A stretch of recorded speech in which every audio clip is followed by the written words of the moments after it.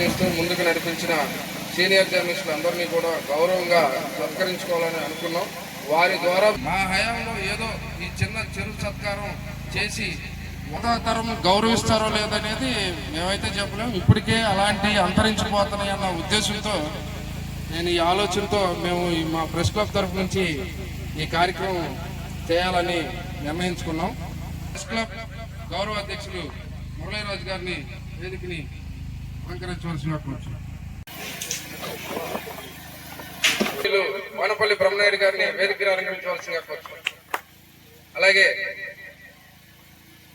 నాగార్జున గారిని వేదికలు అలంకరించవలసిందిగా కోరుతున్నాం. పెద్దలు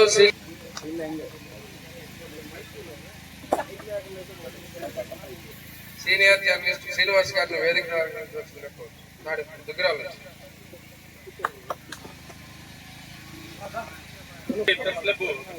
కార్యదర్శి దయాకర్ కూడా కూడా హృదయపూర్వకంగా మనందరి తరఫున కూడా దయాకర్కి అభినందనలు తెలియజేస్తూ ఒకసారి స్వాగతం పలుకుతూ ఈ కార్యక్రమాన్ని ప్రారంభించుకుందాం. ఈ కార్యక్రమంలో మనం ప్రత్యేకంగా ఈ కార్తీక మాసం అయిపోతూ ఉన్నటువంటి చివరి సందర్భంలో మన ప్రెస్ క్లబ్ మిత్రులు ఒకరిద్దరు మనం కూడా ఈ కార్తీక వనసమారాధన అనేటువంటి కార్యక్రమాన్ని పెట్టుకుంటే బాగుంటుంది అని చెప్పేసి గ్రూపుల్లో ఒకళ్ళిద్దరు కామెంట్ చేయటం, దానికి మన ప్రెస్ క్లబ్ కార్యదర్శి దయాకర్ స్పందిస్తూ ఖచ్చితంగా ఈ అంశాన్ని మనం పరిగణలోకి తీసుకున్నాం. ప్రధానమైనటువంటి అంశం ఈ హౌస్ సైట్స్ ఇష్యూ. ఈ అక్రిడేషన్ లో ఇచ్చేటువంటి కార్యక్రమం పూర్తయిన తర్వాత తదుపరి అంశంగా జర్నలిస్టులందరికీ హౌస్ సైట్స్ అనేటువంటిది ఆటోమేట్ చేస్తుందో అందులో మొట్టమొదటిసారిగా మంగళగిరి నియోజకవర్గ జర్నలిస్టులకే హౌస్ సైట్స్ దక్కుతాయనేటువంటిది పరిపూర్ణమైనటువంటి ప్రగాఢమైనటువంటి విశ్వాసం నాకుంది. అంటే మన టిఎన్ఆర్ మాస్టర్ గారిని మన మిత్రులను ఉద్దేశించి 2 నిమిషాలు మాట్లాడవలసిన 5 నిమిషాలు మాట్లాడవలసింది కోరుతూ ఉన్నాను. వేదిక మీద ఉన్న అనుభవజ్ఞులు, పెద్దలు, సీనియర్ జర్నలిస్ట్ అందరికీ నా నమస్కారం. చక్కటి కార్యక్రమం కొద్దిగా ఆలస్యంగా అయినా సరే ఆనవాయితీగా మొదలైంది. ఇదే ఆనవాయితీని కొనసాగిస్తారనే ఉద్దేశం నాకుంది.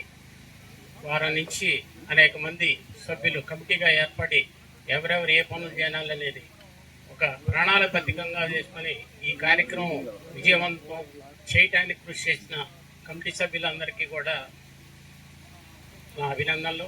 అదే ఆర్థికపరమైనటువంటి ఇబ్బందులు మనకున్నాయి, మనకేం పేమెంట్లు లేవు. పిల్లలు చదివించుకోవాలంటే మరి ఆర్థికంతో ముడిపడి ఉంది.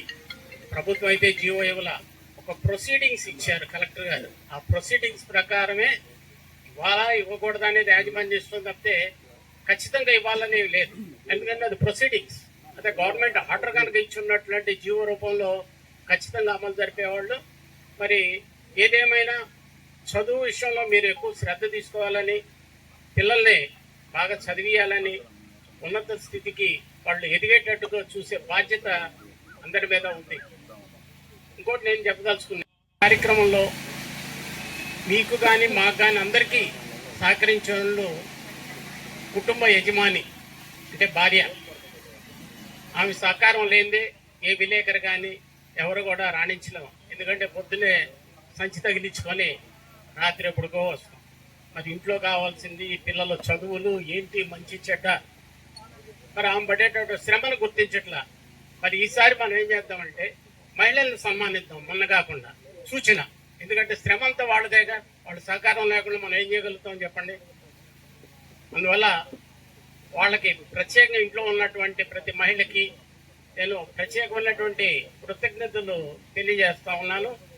ఇకపోతే ప్రధానమంత్రి దగ్గర నుంచి ముఖ్యమంత్రి దగ్గర నుంచి వీళ్ళందరూ కూడా మనం రాసిన రాతల వల్ల పైకి వచ్చారు తప్పితే వాళ్ళందరికీ వాళ్ళు ఏ పేపర్లోనూ ఏమి లేకుండా ఇంత ఎదుగుదల ఎలా ఉండదు చెప్పండి.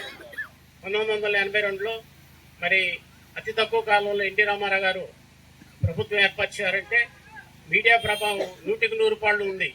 రోడ్డు మీద స్నానం చేయటాలు, ఇతర ఫోటోలు అవి ఇవి అన్నీ. మరి అంత ప్రచారం ఉండబట్టి ఆ రోజు ఆయన అతి తక్కువ కాలంలో, అంటే రాజకీయాలు మాట్లాడలేదు సరే, అంటే చెప్తున్నా ఈ మీడియా లేకుండా ఏది సాధ్యపడదు, మీడియా ద్వారానే ఎవరైనా. కాబట్టి గురువు తర్వాత నెక్స్ట్ గురువు ఎవరంటే విలేకరే, ఎంతలో ప్రధానమంత్రికైనా మంత్రికైనా ఎవరికైనా. ఎందుకంటే మనం రాయలేదనుకోండి వాళ్ళ గురించి ఎక్కడ తెలిసింది. నేను ఒక మంత్రి చెప్తా ఉన్నాడు, వార్డు మెంబర్ నుంచి మంత్రి స్థాయి దాకా ఎదిగాడు అని.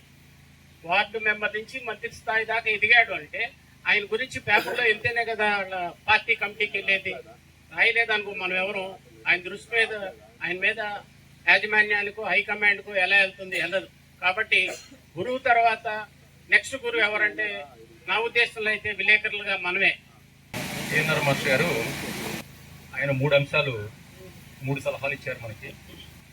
మన ఇళ్లలో మన ఇంట్లో ఆడవాళ్ళు మనల్ని భరిస్తూ మనల్ని గౌరవిస్తూ మనతో కలిసి జీవిస్తున్నారు అని అంటే వాళ్ళు ఎంతో సహనవంతులు, చాలా గొప్పవాళ్ళు, చాలా మంచి బుద్ధి కలిగినటువంటి వాళ్ళుగా మనం ఖచ్చితంగా అర్థం చేసుకోవాలి. నేను చెప్పదలుచుకున్న ప్రధానమైనటువంటి విషయం, మనం జర్నలిస్టు కమ్యూనిటీ మనంతా ఒకే మాట మీద ఉంటాం. ఏ పత్రికలో ఉన్న పని చేయలేదు. మేము చేసేటప్పుడు అలాగే ఉండేది, ఇప్పుడు మారిపోయింది. అంటే పత్రికల్లో కూడా ఆ రకమైన మార్పులు వచ్చింది. నేను ఇప్పుడు ఆంధ్ర భూమిలో పనిచేశాను, అది కాంగ్రెస్ పత్రిక. ఆంధ్రజ్యోతిలో పనిచేశాను, అది టీడీపీ. అట్లాగే నేను ఇండియన్ ఎక్స్ప్రెస్ చేస్తాను, అది న్యూట్రల్గా ఉంటుంది. అట్లా వివిధ రకాల పత్రికల్లో మనం చేస్తాము. నేను ఈ పార్టీకి దేనికి సంబంధించిన కాదు, నేను కమ్యూనిస్ట్. జర్నలిస్టుకి పట్టం తెలియదు. మనం ఏ పార్టీ అన్నా కానీ, ఏది మా ఇదన్నా కానీ, ఏ మతం అన్నా కానీ, ఏ కులం అన్నా కానీ మనం అన్ని రకాల వార్తలు రాయాల్సిందే. నాకు క్రికెట్ అంటే ఇప్పటికి కూడా ఇష్టం ఉండదు, అసలు నేను చూడను. కానీ నేను సచ్చినట్టు క్రికెట్ వార్తలు రాస్తాను, రాయాల్సిందే. తర్వాత ఈ కులము మతము, నేను ఇక్కడ నాగార్జున యూనివర్సిటీలో లా చదువుకోవడానికి జాయిన్ అయినప్పుడు ఒకటి నన్ను కులం అడిగితే కొట్టా. అంటే నేను ఇప్పుడు అంత ర్యాష్గా ఉండేవాడిని. తర్వాత నాకు తెలిసింది, నేను జర్నలిస్ట్ అయిన తర్వాత నేను సచ్చినట్టు ఎవడే కులమో తెలుసుకోవాల్సిన అవసరం వచ్చింది. ఆ ఎమ్మెల్యే ఏ కులం, ఏ కులం, ఆడే కులం. మనం వార్తలు రాసేటప్పుడు కూడా కులాల గురించి, కులం పేరు రాకపోయినా పలానా వర్గం లేకపోతే పలానా ఉడికని రాయాలి. అందువల్ల సచ్చినట్టు అప్పుడు నేను అనుకున్నా వాడిని కొడతాం నేను తప్పే అని. ఎందుకంటే నేను బీసీ రిజర్వేషన్ పొందుతున్నా, వాడు కులం ఏ ఉద్దేశంతో అడిగాడు నాకు తెలియదు. ఆ కమ్యూనిస్ట్ని అదిగాక నాస్తికోద్యమంలో ఎన్నిట్లో తిరిగాను కాబట్టి అంత రాశిగా ఉండేవాడు.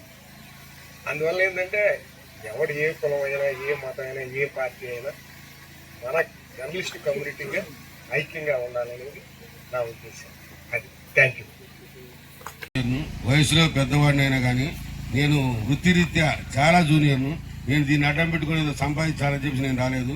ఇక్కడ నాకు అందరూ కూడా నా ఫ్రెండ్స్ మొత్తం కూడా అందరినీ కూడా అన్న, తమ్ముడు, బావ, తమ్ముడు అందరితో మావ అని కలుపుగోలుతలంగా ఉండేవాడిని. గత 35 సంవత్సరాల నుంచి మాది ప్రకాశం జిల్లా దూరం నుంచి వచ్చినా కానీ ఇక్కడ అందరితో నేను కలుపుగోలుగా ఉండేవాడిని. ఏ సమస్య వచ్చినా ఇప్పుడు చెప్తున్నాను, ఈ తోట కూడా మాదేను. ఎప్పుడు ఏ కార్యక్రమం చేసుకున్నా కానీ ఫ్రీగానే నేను ఇస్తానని చెప్పి చెప్తున్నాను. అట్లానే నాది కళ్యాణం కూడా ఉంది. జర్నలిస్టులకు వాళ్ళ సొంత ఫంక్షన్కు ఎప్పుడైనా కావాలంటే ఆ బుకింగ్ లేకపోతే అందరికి ఫ్రీగానే ఇస్తానని చెప్పేసి మరో వాగ్దానం చేస్తున్నాను. అట్లానే నేను కావాలని చెప్పేసి జర్నలిజంలోకి వచ్చాను. నాకు ఏమీ తెలియదు, నేను అందరితో ఫ్రెండ్లీగా ఉండాలని వచ్చాను కానీ వేరే ఉద్దేశం మీద వచ్చినోడిని కాదు. నా సంగతి మీ అందరికి తెలుసు. నేను చాలా క్లోజ్నెస్గా ఉండే మనిషినే కానీ ఎవరికి యాంటీగా ఉండే మనిషిని కాదు. ఎందుకంటే ఈరోజు జర్నలిస్టుల పరిస్థితి చాలా దారుణంగా ఉంది. వాస్తవం, జర్నలిస్టు అనేవారు నిరంతర శ్రామికుడు, అంటే కార్మికుడు.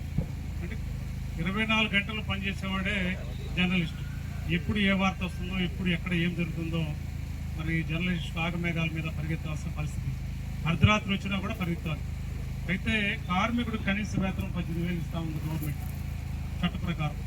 కానీ నిరంతర శ్రామికుడైన మన జర్నలిస్టుకి మాత్రం ₹1 కూడా కనీస వేతనం కాదు కదా. ఆ వేతనంలో కార్మికుడికి వచ్చే వేతనంలో 4వ వంతు కూడా రాదు, 5వ వంతు. ఏంటంటే పరిస్థితి అంతే. మనకి కాగితాల మీద మాత్రమే గౌరవం. జర్నలిస్టు, నేను జర్నలిస్ట్గా పనిచేస్తున్నాను, గౌరవం అంతవరకు. కానీ గౌరవం మనం అనుకుంటాం, కానీ మన పని ఒక్కరు చేయడం దూరం.